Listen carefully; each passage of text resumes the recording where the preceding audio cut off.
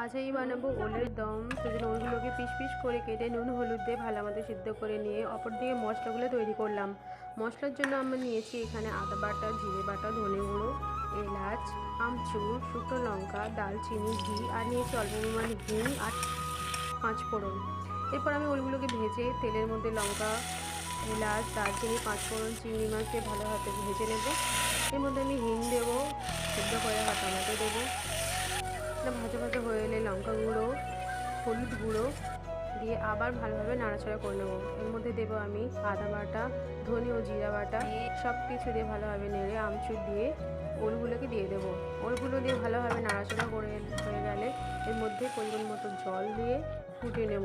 বেশ কিছুক্ষণ ফোটার পর এর মধ্যে স্বাদ মতো নুন দিয়ে একটা পাত্রের মধ্যে নামিয়ে ওপর থেকে গরম 1 চামচ ঘি ছড়িয়ে দিলাম। ব্যাস তৈরি আমার ওলের দম, নিরামিষ ওলের দম।